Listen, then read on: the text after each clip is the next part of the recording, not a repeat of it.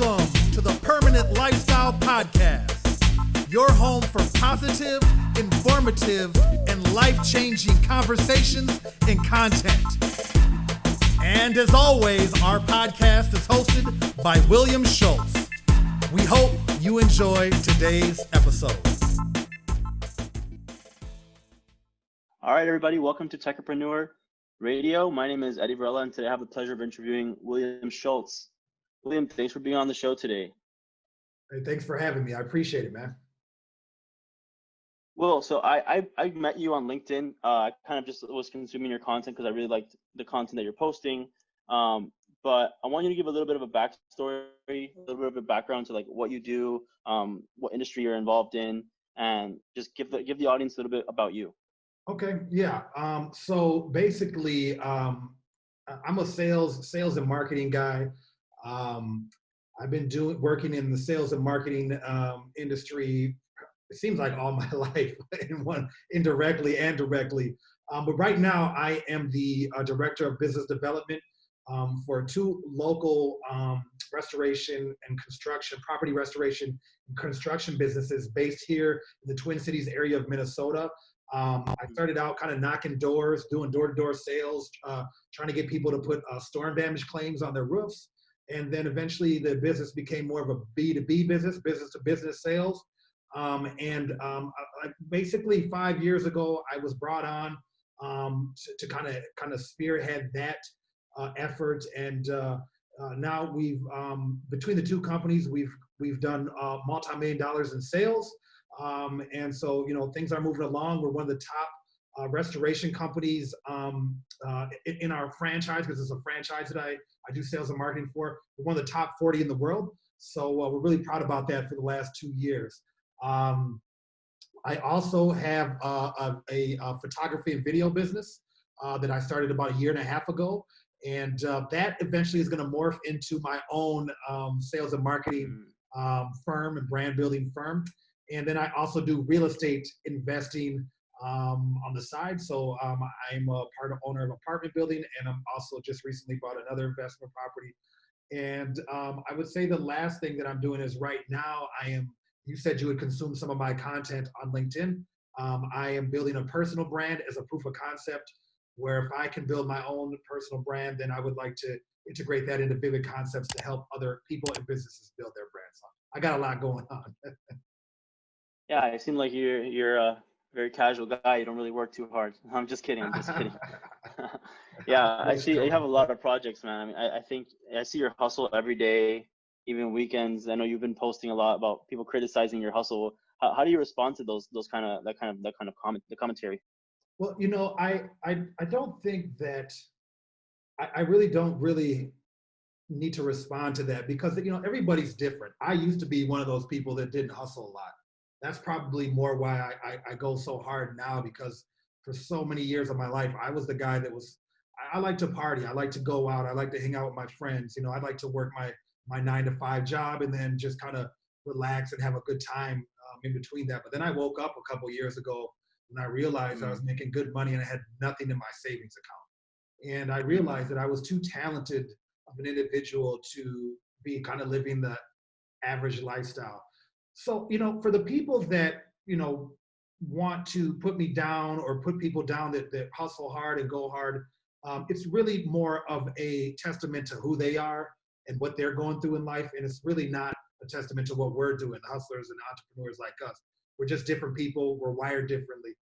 So I really can't really say anything. I can't say they're wrong, because that's how they feel, right? Right. You can't really change their perspective. They have different mentality. No. I think they like the structure, and you kind of make your own structure. And I think a lot of entrepreneurs think that way, maybe. Absolutely. Matter of fact, I have I screenshotted a Instagram post today that said performance is the best way to shut people up, and then maybe that's my response. So yeah, I hear you on that. But how do you deal with the people that are not believing you in the beginning? Because I know when you're starting out with something new, it seems kind of crazy. Oh, you're going to be a brand manager, or you're going to be a sales for XYZ. People don't really see your vision. How do you deal with that negativity sometimes? Because like I've gotten it from people don't believe in the vision that you're trying to put out and stuff like that. Not from specifically, I mean just in general. Yeah, I think, what I've learned, I've been through a lot of stuff in my life, man. Like 10 years ago, I was living in my mom's basement. Mm. And my kids were living in her makeshift office upstairs. And, Mm. here I'm telling you, I'm invested in properties, have all these businesses. And what I've learned through that journey is that there's no room for negative people in my life. So if people don't believe in me, that's fine. But they're probably people that are not going to be part of my future and what I'm doing. Mm. One thing about living a positive lifestyle, which I'm very much a champion of, is not saying I'm a champion, but I'm a proponent. Like I am pro positivity. When you Right. have negative people in your life, that's a drain on your energy. That's a drain on Mm-hmm. your productivity. And the Right. best thing you can do, even if it's your family members, is to, if not cut those people off, distance those people. So my response to that kind of negative Right. energy is to get them out of my life, and I like to replace them with people that are going to push me and provide me with positive energy. I don't mind Mm. somebody giving me constructive criticism. I don't mind somebody disagreeing with me, but I don't want people in my circle or in my life that are negative. Right. Yeah, that's true, man. I mean, I think like it's just so hard. Like like for you to believe in yourself is hard enough as it is, and then having people that you know are like your parents, your close family. I think that's what holds back a lot of entrepreneurs. So yeah, I agree with you 100%. Tell me a little bit more now. Just want to shift gears because I want to provide a lot of value to my audience. Tell me a little bit more about the value of like building your own personal brand on LinkedIn. How has that helped you in connections, in offers, and landing new gigs? How's that helped? I'll tell you a really great story. So I started about 3 months ago. I'm going to assume you're probably a Gary Vee fan. Mm. I'm definitely a Gary Vee fan, and he's kind of the guy that inspired me to, really go hard on LinkedIn. And I like the platform. It fits my ideals really well Right. for, how I see things. I like it more than TikTok and Instagram and stuff like that. So I had a random, when I first started kind of posting a lot, I got into a conversation with a young female in Canada.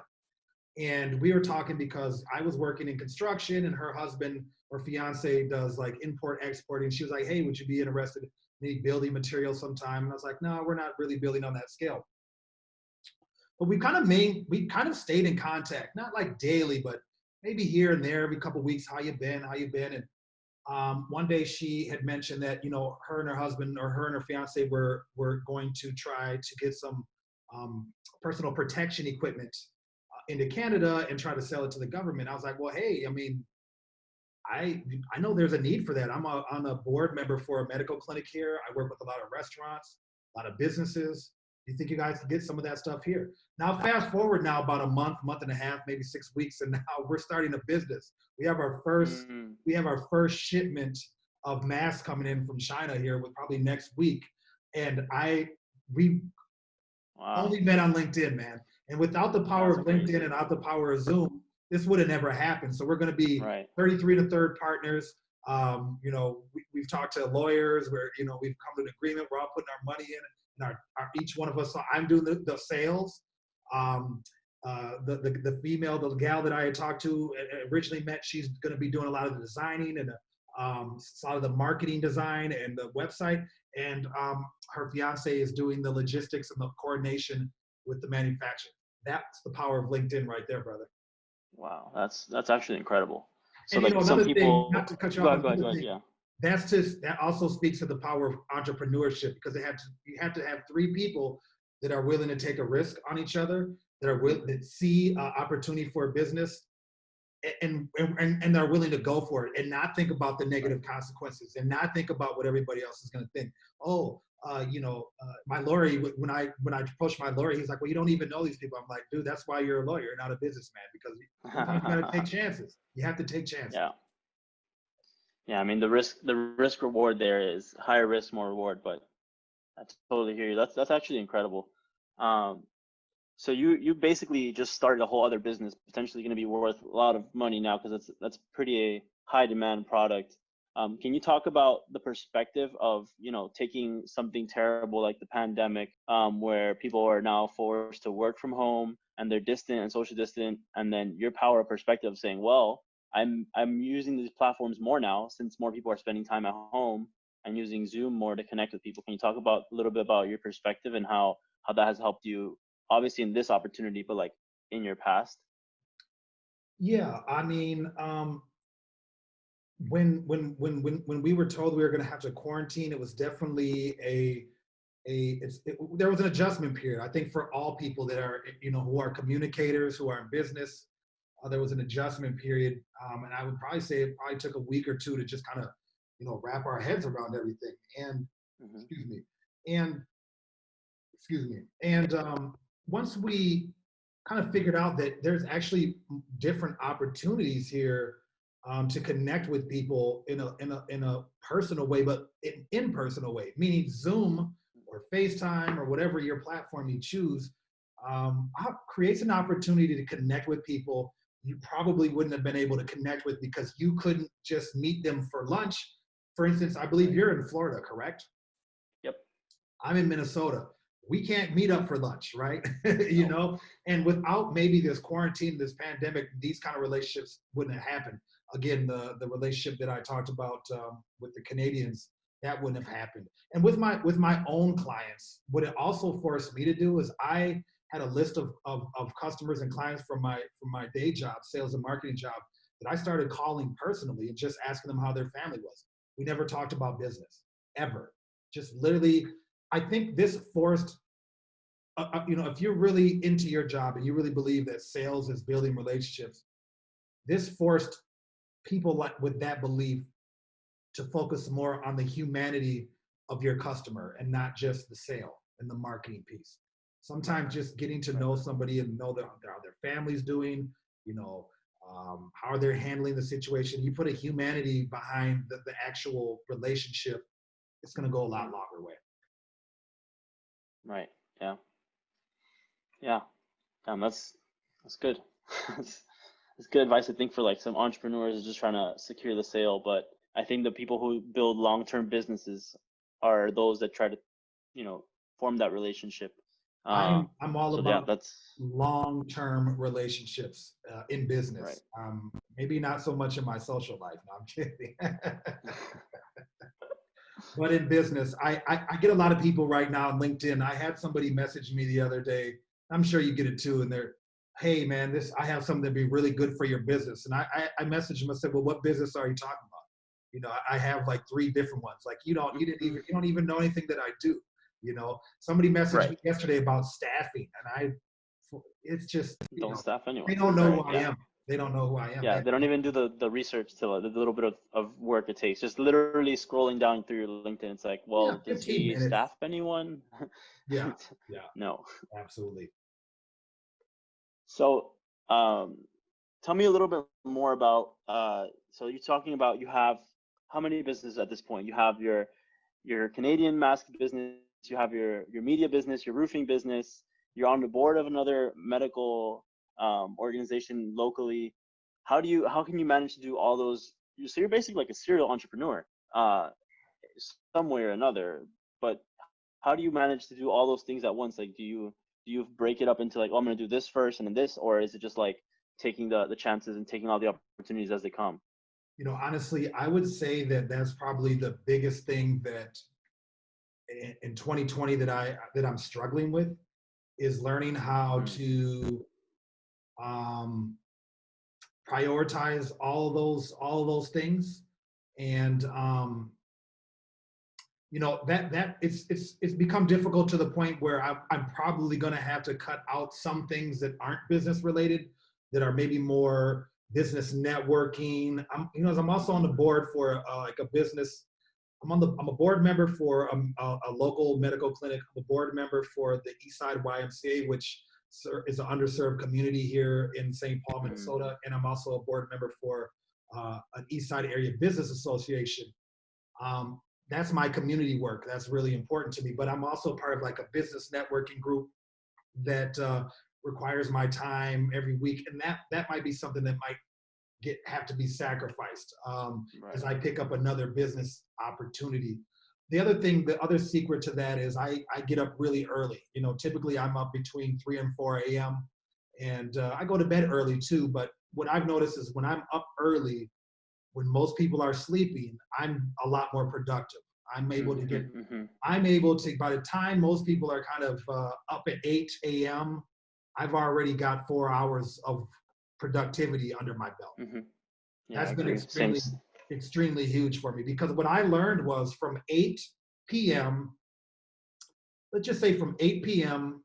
to 11 p.m., I wasn't doing shit but watching TV. That's what I was doing. I was watching sports. I love sports. Maybe a baseball game or a basketball game, just kind of hanging out with my girlfriend at the time. Mm-hmm. And I realized, like, if that 3 hours of mindless television is not really benefiting me at all. I can actually live without that. I can wake up in the morning and see who won the game on Sports Center and see the highlights. You see the highlights, yeah. Absolutely. So I just started going to bed at 8:30, and it's completely changed my life. Oh wow. Yeah, I totally agree with the waking up early. I wake up at around like 5. Now that I just started my job today, actually my first day. So that, Congratulations. and I get to do like the work. Oh, thank you. I get to do like all of that work, read emails, and then get into work before anyone having to like interrupt with any like mindless emails or whatever. Do all the important work in the morning, and then I already have like half of my shift done for the day since I'm on my own time. And I Absolutely. can have the rest of the day for myself. So that's super Absolutely. powerful. I think people really Um, underestimate the power of waking up early and getting things done. I just started doing this maybe 9, 10 months ago. And like I just said, it completely changed my life in terms of productivity. There's not, I mean, if I need to stay up late, if I, maybe if I meeting up with friends or there's a concert I have tickets to, or there is the Super Bowl, or like there's a really meaningful game or like a really good TV show, which I really don't watch much TV anymore, but if there was, I can stay up if I choose to. right, But, right. it's just about prioritizing things. Do you ever experience like burnout or kind of not being included in different events around? Like, how do you deal with those kind of social? Yeah, I mean, I definitely deal with that. I'll take complete days and weekends off, and I just won't um, be very social. Mm-hmm. If you see me posting, I use Hootsuite, which is a Mm, social media manager. So if you see me posting but not really interacting on social media, that's because the posts were already set in motion. And I'm not going okay, to yeah, really yeah. do a lot of commenting and interacting because I'm disconnected. I like to travel. So Mm-hmm. I'll take, pre-COVID, I would travel at least 3, 4 times a year for anywhere between a week to 3 or 4 days. And when I'm traveling, I just disconnect, man. And that's I don't have a problem disconnecting if I have to. If Right, I right, literally feel like, yo, I need to socially recharge my batteries, mentally recharge my batteries, I just unplug without any guilt. right.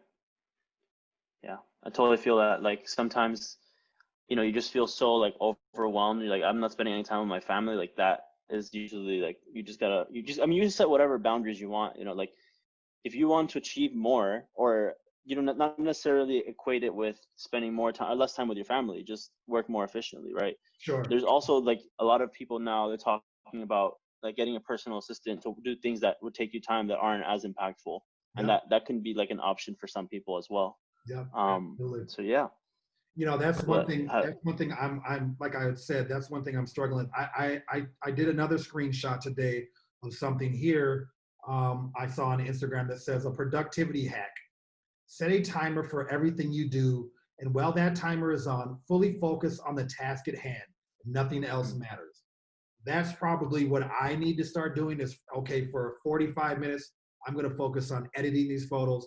I'm not going to pick up my mhm, phone. I'm not going to answer a text message. I'm not going to do anything except that because I tend to do too much multitasking. right.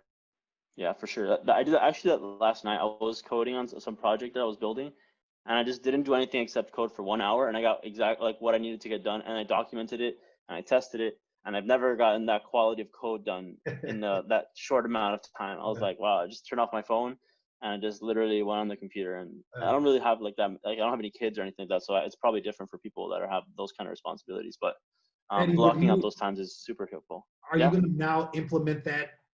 Since you said, oh my God, this is a little bit of a revelation for you, will you start implementing that kind of strategy into your life?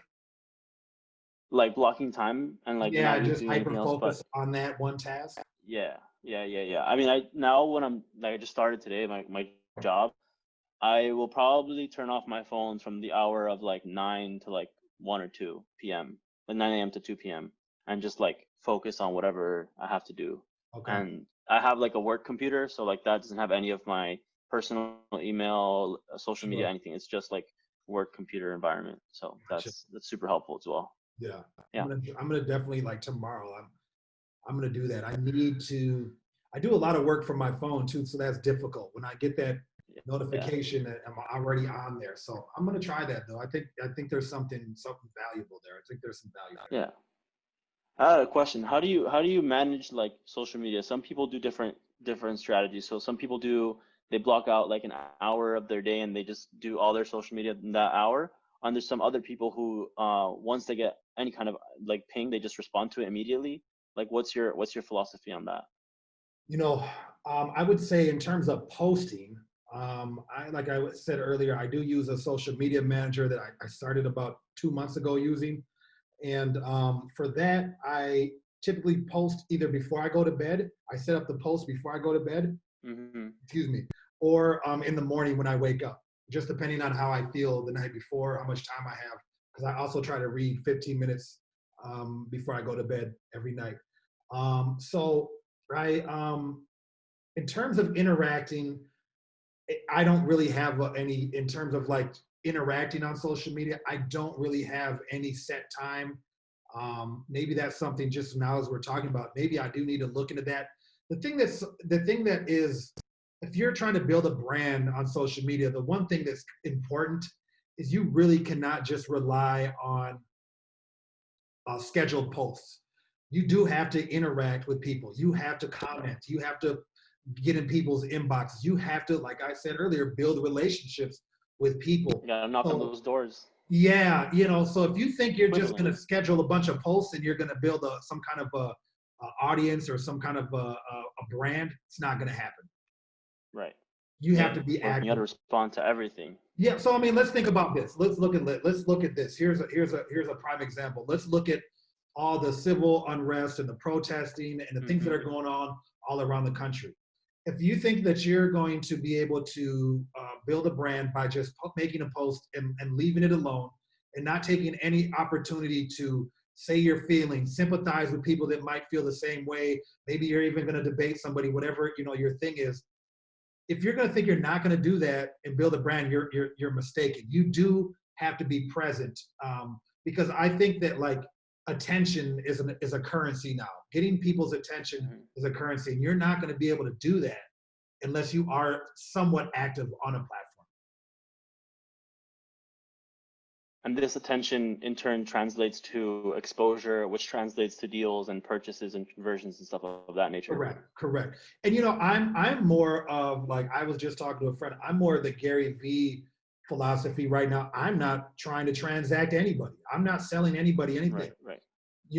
Here's an example. You said that you kind of seen the things that are posted, like, hey man, this is a cool dude. I mean, I don't mind engaging a little more in his content.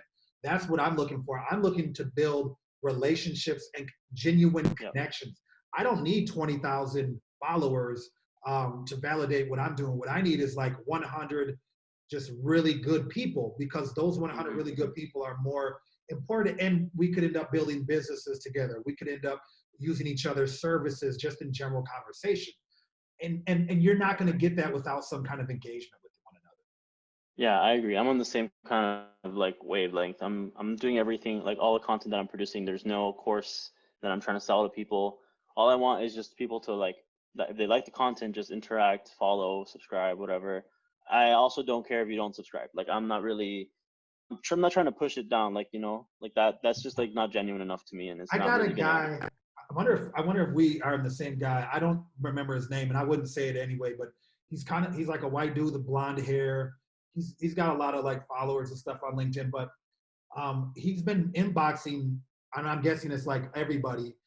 He's Mhm. inboxing when he posts something to say, "Hey, will you please like this post and leave a comment?" And I'm like, that's great, dude. How do you have time for that? Like how do you have that's just not cost effective, like in Well, terms of your maybe he time. has a virtual assistant, but what I'm saying, because it doesn't go with my philosophy, If you are begging a bunch of people to like and comment on your content, then in my mind, it wasn't good enough in the first place. If you are patient and you build it and you build it and you're putting good stuff out there, people will find it and people will engage with it. When you start asking for engagement, you got to think, well, long term, that's not going to project very well because you're basically getting people that you advertise to come and engage with your content. The long term relationship is built on the people that actually voluntarily came to your content and consumed it. That's a real connection. Yeah, I agree 100%. I think, yeah, that's super, super impactful. And I think that's the only way that you're going to try to build I'm like really big on like micro audiences nowadays. Like that's kind of what is a different business model. People are like, you're not trying to sell something to everyone. You're trying to sell it to your niche audience, which Yeah, then will sell it to their friends who are interested, which will then grow itself. Like, and even if it doesn't, like, even if you have like your niche audience, that's fine.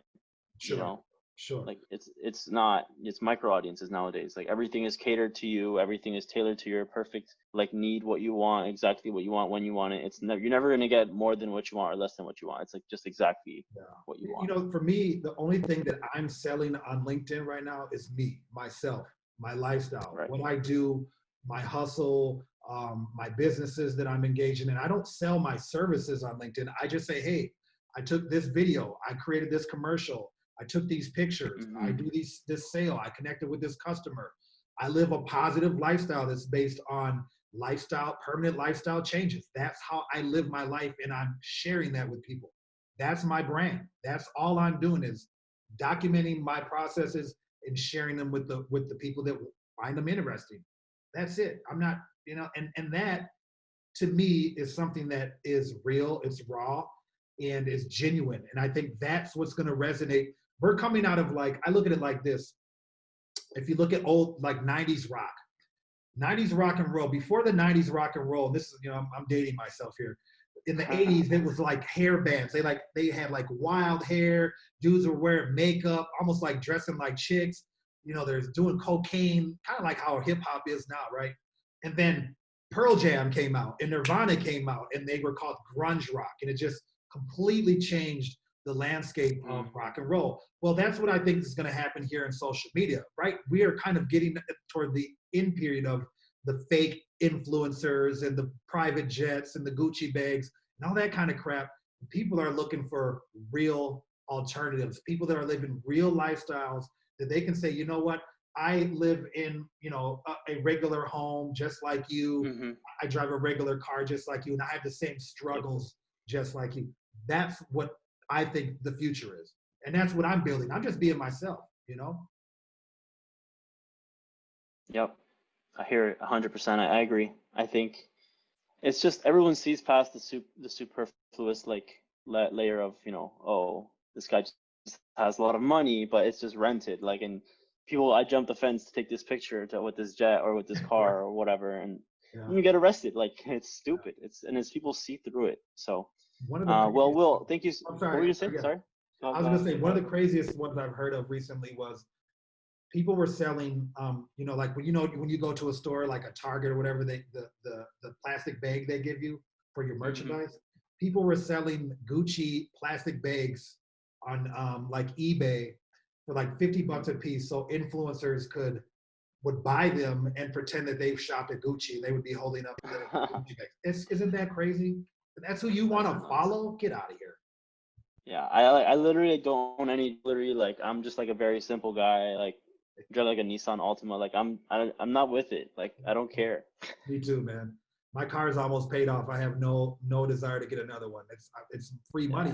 Once my car's paid off, I'm gonna take all that money and invest it. Same. Yep. So. I agree 100%. Well, thank you, Will, so much. This is massively helpful. I love that we actually just like met right now for the first time over the podcast. That's cool, that's pretty awesome. And you're as genuine as you are on LinkedIn. So I'm happy to have connected with you. Thanks, man. I appreciate you having me, bro. And I look forward to engaging more with you in the future, getting to know more about you, and then we'll have you on my podcast, man. Awesome. Do you have any handles you want to point people to? I'm going to put it obviously in the show notes, but Yeah, absolutely. You can, find me on LinkedIn. Find me on LinkedIn at William Schultz. That's SCHULTZ. Just find me on LinkedIn, man, or go to Eddie's page and find me on there. That's where I want to connect with people. You can from there, if we connect, then we can get into our Instagrams and other stuff. But let's connect Right. on LinkedIn. Awesome.